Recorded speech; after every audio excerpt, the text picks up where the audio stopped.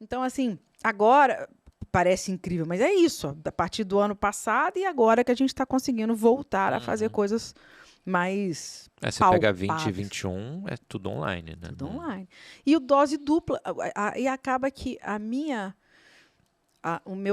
entrada, a parte de ser uma profissional meio que reconhecida ou pela audiência ou pelos pares, advém desse trabalho que eu faço no dose dupla, né?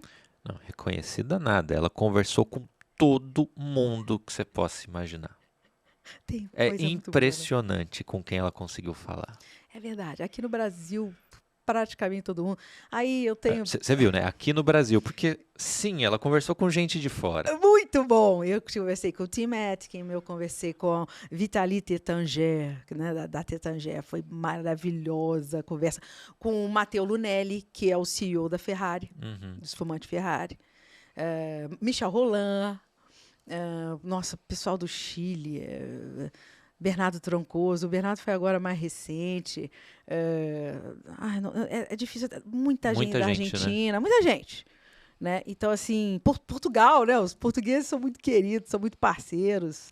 O Sotomayor, né? Casa Ferreirinha, para citar alguns. Quer dizer, o Dirceu Viana Júnior, né? Teve comigo na live. Então, muito nome, muito bacana. E tá faltando gente, não é por falta de interesse ou que você não está dando valor às pessoas, mas é tanta gente para você conversar. E, às vezes, você não tem acesso a uma outra pessoa que você gostaria Uhum. de conversar, né? Mas como é que foi o início? Dose dupla justamente porque você fazia 2 num dia, Dois né? num dia. E mesmo que hoje seja um, Ficou o o dose, nome eu falei, eu ficou, gostei né? do dose dupla. Como é que foi como é que foi o primeiro que você encontrou e O falou, vamos primeiro, fazer uma live? o De primeiro onde foi o veio? Júnior, você acredita? É mesmo? Foi. Eu não sei o que a gente estava. Alguma coisa de ABS, né? Não sei por que eu conversei com o Júnior pelo WhatsApp. Naquele augezão mesmo.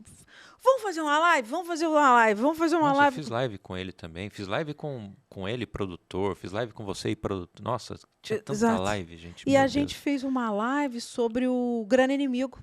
Ele tinha um Olha grande só. inimigo e eu também. Vamos falar, vamos falar. E aí a gente até brincou dos amigos falando sobre o Grande Inimigo. Minha primeira live foi o Júnior. Eu gostei daquele negócio. Falei, você quer saber? Eu vou chamar o Edu.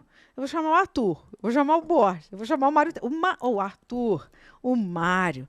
O Edu teve comigo em um monte. A gente falou de um monte de harmonização. Uhum. Gustavo. Comecei pelos nossos mestres, né? E eu conheci o povo da outra escola, da Sim, sim, Enocultura. sim. Então, eu tive também contato com muita gente da Eno e eu tive aulas com muitos colegas, né? Muitas pessoas importantes, tipo Diego Arrebola, a Gabi Frison, o Diane na BS. Eu acabei que eu conhecia... Quando eu parei para pensar, eu conhecia a Manuel Beato, eu conhecia a Ju, eu conhecia a Jéssica, eu conhecia todo mundo. Uhum. Então, eu mandava o WhatsApp. Vamos fazer uma live? Vamos fazer uma live? O pessoal foi, vamos tava todo mundo à toa mesmo, né? Deixa a Uhum. moça, né? Dispensar, deixa ela, né? Vamos lá. E aí todo mundo foi fazendo. E aí eu pensei, vou fazer com produtor. Mas eu não tinha conhecimento com ninguém, né? E de vinhos nacionais, eu comecei a ouvir falar um pouco a partir dos cursos, né? Tanto na ABS quanto na Enocultura. E lá na ABS, eu tinha um colega muito empolgado com o vinho brasileiro. O Glauco. Você conheceu o Glauco? Era da minha turma. Não me lembro. Ele não estava no módulo 3 com a gente, Não, né? Então, não. talvez não. E o Glauco falava, ele era um grande entusiasta, ele falava muito bem, ele conhecia bem. E como eu fazia o W73 com o François, que é o diretor da Chandon, eu marquei com o François, com a nossa turma, de visitar a Chandon, com a presença dele lá e do Juliano, enfim. Aí Eu falei, já que eu vou lá no Rio Grande do Sul, eu vou dar um... Isso foi em 2019, vou dar um rolezinho lá no Vale dos Vinhedos. E foi o Glauco que indicou algumas coisas. Visitar o lugar tal, visitar o lugar tal. Inclusive, foi uma experiência muito bacana na Pisato, porque eu estava na Pisato em 2019, e o Lorenzo, foi a primeira vez que eu conheci o Lorenzo, ele estava lá, ali, aquele receptivo da Pisato, e eles falaram, o seu Plínio de vez em quando aparece. Ele não fica aqui, não, mas de vez em quando ele aparece. E naquele dia, Ele de repente, baixa um caminhãozinho e desce o Plínio de chinelo com a ripa de madeira debaixo do braço, porque ele ia arrumar o guarda-sol do negócio ali. Aí eu não tive conversa, eu cerquei ele, né? Cerquei, Imagina que não, né? cerquei o Plínio e batemos um papão, ele autografou garrafa. Foi um contato fantástico que eu tive nisso lá atrás. E eu fiz essa visita ao Vale dos Vinhedos antes da pandemia, antes de falar de vinho nacional, de qualquer coisa. E aí, quando eu comecei esse negócio de live, eu falei, eu preciso chamar um produtor. Quer saber? Eu vou chamar o Flávio Pisato. Eu acho, se não me falha a memória, eu acho que o Flávio Pisato foi o primeiro produtor brasileiro que foi para uma live comigo. Se não me engano, foi. E você sabe que o Luiz Pato foi um dos primeiros a aceitar também. O Luiz Pato é um querido, né? A gente acabou fazendo uma grande amizade. Falando de Portugal, né, gente? Luiz Pato, Portugal. Que eu estou pensando que eu ainda fazia assim, uns folderzinhos bem... Eu não tinha uma cara para o dose dupla, não. E nem chamava dose dupla na época. Aí o Flávio topou e nós conversamos 3 horas. Acaba, volta de novo, Vamos acaba, voltar, volta né? de novo. Foram 3 horas de papo. E aí, quando você abre para os outros começam a... E todo mundo estava muito acessível na época, né? Todo mundo estava ali por conta. Então, eu fui conversando com um, conversando com o outro, conversando com um, conversando com o outro, e aí eu fiz um... E acaba que na pandemia, eu vim a conhecer aí sim, conhecer bastante, ou muita coisa do vinho brasileiro, por conta desse acesso mais facilitado, né, mais próximo que a gente teve com eles, né? Então, foi muito bom, porque eu não tinha noção do que era feito no Brasil, não tinha conhecimento mesmo de nada. E só o fato de conversar com todo mundo e, óbvio, aí provando, né, o vinho de cada um, mas de ouvir a própria história, você começa a entender mais o que representa cada garrafa, né? Claro, porque é diferente você tomar esse rosé, né? E daqui, do alto do seu pedestal, talvez começar. Porque ele tem esse problema, ele tem outro, ele tem isso, tem aquilo. Podia ser melhor nisso. Não é o caso, tá, gente? Mas Agora, quando o cara te manda um vinho, aí ele está ali com você, ele senta para conversar com você, ele te explica esse vinho. Eu acho que o de menos é o vinho talvez não ser perfeito. Será que se é que existe um vinho perfeito, né? O que importa qual é a história daquela garrafa. O que está por trás? Quantas famílias estão por trás dessa única garrafa aqui, né? Então, eu acho que a gente não tem... Nós temos, sim, um trabalho... Nós temos um trabalho... O sommelier tem um trabalho de proximidade com o consumidor, né? A gente faz uma ligação, né? A gente tenta trazer esse produto mais próximo da pessoa que está consumindo. Mas eu acho que não cabe a mim fazer uma avaliação, né? um juízo de valor de um produto que eu conheço muito pouco. Eu não conheço a história dessa garrafa, desse vinho, quantos deram suor por isso aí, quais são as condições. Enfim, eu acho que a gente tem que ser muito cuidadoso, né?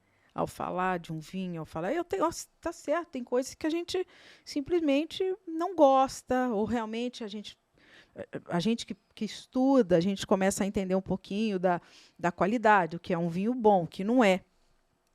Mas isso não me dá o direito de, por exemplo, postar um vinho no Instagram e chegar, olha, não tomem isso não, porque esse vinho é assim, essa... não vou fazer isso. Não sei se isso está certo ou está errado, mas eu não me acho com o direito de fazer isso. Agora, toda vez que eu gosto, eu admiro. Ontem mesmo eu tomei um Malbec de maceração carbônica de um argentino que eu não conhecia. Eu achei o vinho, assim, e foi o que eu coloquei no story, disruptivo, interessante, porque tudo... Quando o cara consegue fazer uma maceração carbônica legal, e aqui a gente tem o Edgar fazendo o Syrah de maceração carbônica, e agora me fugiu a cabeça, tem um que faz com taná. Quem é que faz maceração carbônica de taná? O Miguel fazendo na miolo com o gamé, né? Que você tem o wild, o gamé wild. Eu acho esse trabalho com a maceração carbônica muito bacana. O vinho ele fica muito acessível, né, para quem gosta de um vinho mais leve, mais até mesmo com essa sensação de dulçor maior, né, por conta daquele chicletinho, aquela banana. Então eu achei o vinho assim super legal. Então, assim, eu mostro, eu gosto de falar. Às vezes você não está recebendo nada para falar, né, para fazer aquilo. Mas elogiar o que é bem feito, né? É sempre bom. E qual que foi a entrevista mais marcante para você? Tirando as com você? Olha o prestígio, ó. Tirando eu, porque, né? Aí é injusto. Tirando os nossos papos disruptivos. Nossa, de horas. Nossa Meu Deus. Senhora. Entrevistas marcantes. Olha. Pode ser alguém que você pensou assim, poxa, eu nunca vou chegar nessa pessoa. A Vitali é uma, né? Esse não dá para não responder ela, né? Vitali é uma, porque você pensa assim, como é que eu vou conversar com a dona de uma casa de champanhe, assim, né? E, de fato, não foi uma conversa com ela, foi uma conversa feita através do perfil, e eu falei, eu sou assim, eu sou fulana, tipo, eu não sou ninguém, né? Mas eu faço esse trabalho aqui. Gostaria de saber se a Vitali me daria a honra de participar de um papo comigo. Aí eles falaram, a pessoa lá na França, nós vamos perguntar para ela, e eu te retorno. Aí não deve ter demorado muito, eles voltam. Ela disse que aceita. Tanta hora, na hora tal, ela vai estar com você. Da mesma forma, o Matteo Lunelli também. E você pensa assim, sei lá, essas pessoas não estão aí, né? Essas pessoas não... E são pessoas que estão aí, sim, e são pontuais, não desmarcam. Não, aquela coisa, sabe? É uma coisa assim muito muito bacana. Eu gostei demais de conseguir na época. Agora eu a conheço pessoalmente, mas a Suzana Balbo foi um papo maravilhoso. Ela é maravilhosa, né? Ela é espetáculo de conversar com ela. Ela é muito legal. Conversas que eu fiz a 2, 4, 6, 6 mãos, né? Com 3 convidados ao mesmo tempo. Quando o Instagram começou a permitir isso é um formato muito legal.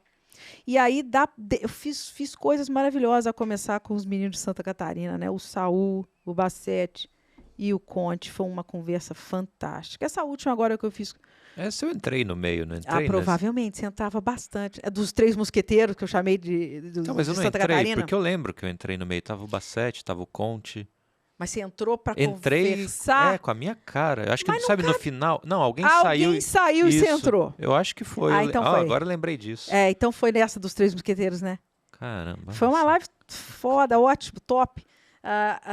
Aí eu reuni Bruno Motter, Gustavo Rearte, Patrício Celedon, Chile, Argentina e Brasil, num papo só. Foi muito bacana. Reuni as meninas, foi muito legal. O Murilo Albuquerque não fazia live. Não aparecia. Fiz tanto que ele fez uma comigo. Eu fui uma das primeiras que fez live com o Murilo. A Isabela Peregrino, eu estava cercando ela, mas ela acabou fazendo uma antes de fazer comigo, mas depois porque ela falava, não gosto de live, eu não vou fazer, mas acabou que ela... E ela fala muito bem. Às vezes a pessoa acha que não... Que não desenrola, mas desenrola, né? Desenrola muito bem. Então, assim, eu vou ser injusta se eu falar de uma, né? Teve algumas coisas muito marcantes.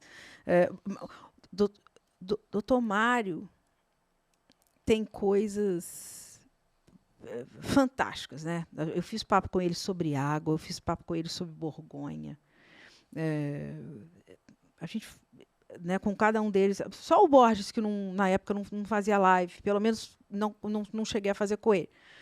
Mas Mário e Arthur, mas o Mário tem um, sei lá, eu sou muito fã do Mário Terres.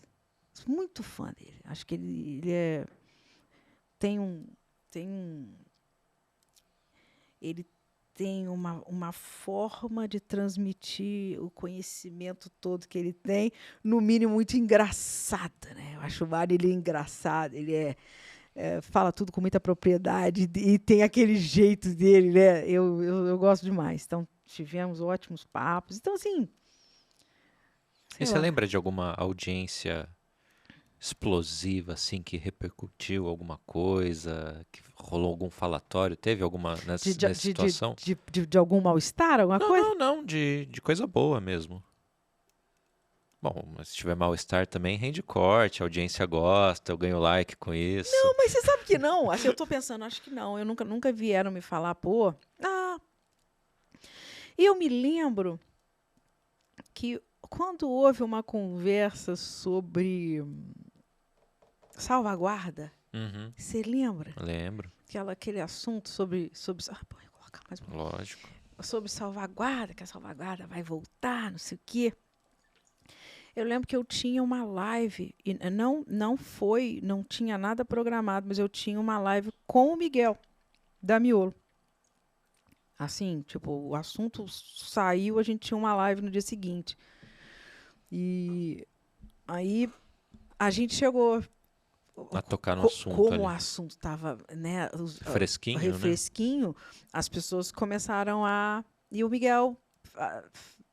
Ele E a live tinha essa característica, né? Hoje a gente tá gravando, mas o chat bombava, né? Ele bombava as pergunta, pessoas né? Não ali. tinha como fugir do Não. assunto. Então as pessoas levantaram a questão. Tudo de uma. Até que foi tudo de uma forma. Nunca saiu baixaria nas minhas conversas, não. As pessoas ali se pediram para ele se posicionar. E eu lembro que ele, delicadamente, ele respondeu a tudo e falou a opinião dele. E isso eu me lembro assim que foi deu uma repercussão. Agora, não, assim, acho que foi tudo bem. Não, e teve caso que, óbvio, a gente não vai dar esse palco aqui pra ele de não aparecer na live, né? Justa a live que eu mais estava aguardando, né? A única pessoa Foi o único bolo? Eu ia te perguntar se teve mais. O único bolo que eu tomei foi essa pessoa. Acho que ele sabia que eu ia estar lá mandando Caramba, pergunta. e eu fiquei esperando ao vivo. Eu tava lá. E no dia seguinte eu tentei de novo, porque ele me falou que ia estar e não apareceu. Uma coisa doida, né? E as pessoas que o Só conhecem... avisando, amanhã ele tá lá. Dá pra você puxar o... Jura? Aham. Sou capaz de... Vai lá puxar a orelha. falar com vai ele. lá, vai lá. Vou. E você vai ver que eu vou conseguir, finalmente, uma live com ele. Eu vou falar, fui eu que você... Né?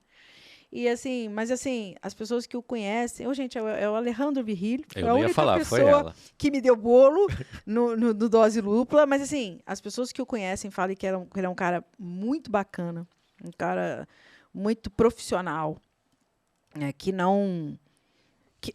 O que eu ouvi muito foi, mas não é o estilo dele, não é do feitio deve dele. ter dado E alguma deve ter coisa. dado algum problema, ele simplesmente não me explicou o porquê, né? Então, assim, até que de tudo, que todo mundo, um bolo só, acho que tá bom, né? Pô, tá ótimo. Eu com menos gravações já tomei alguns.